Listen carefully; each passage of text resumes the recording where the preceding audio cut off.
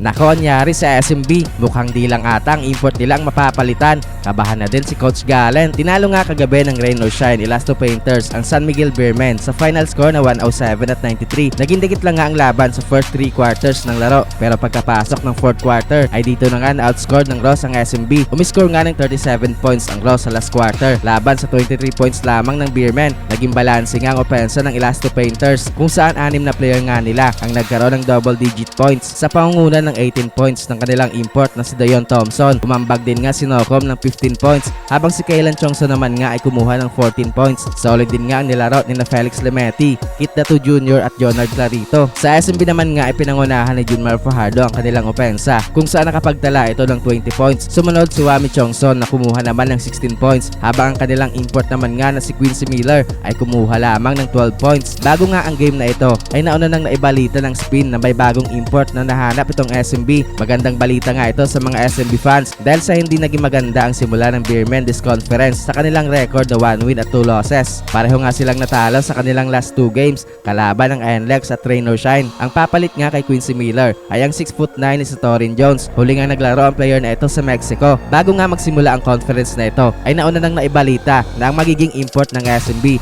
ay si Troy Baxter Jr. Siya nga ang naging first option ng Beermen, pero ayon nga sa Spin ay bigo si Baxter na makasecure ng immediate playing clearance just in time para maglaro sa conference na ito. Kaya pansamantala nga muna nilang pinalaro ang kanilang ESL import na si Quincy Miller. Ngayon nga ipapalitan na siya ni Torin Jones. Base nga sa kanyang mga highlights ay solid player din itong si Jones kung saan kaya nito magdomina sa loob ng paint gamit ang kanyang athleticism, pero wala nga gaanong tira ito sa labas at hindi din nga reliable ang kanyang mga mid-range jumper. Pero still abangan pa rin nga natin kung ano ang maibibigay nito sa SMB this conference. Inaasahan nga maglalaro si Torin Jones kontra sa Tira Firma Jeep sa Friday dahil nga sa 2-game losing streak ng SMB early in this conference ay mainit nga na usapin ngayon ang pagpalit kay Coach Galen bilang head coach ng San Miguel. Maraming SMB fans nga ang humihiling na sana daw ay sibakin na ni Al Francis Chua itong si Coach Galen at sana daw ibalik na lang si Coach Leo Astria. Para sa inyo, kailangan na bang palitan ng SMB si Coach Galen bilang kanilang head coach? I-comment lang sa ibaba ang inyong opinion. Yun lamang po para sa video ito. Huwag po natin kalimutang mag-like at subscribe sa ating channel.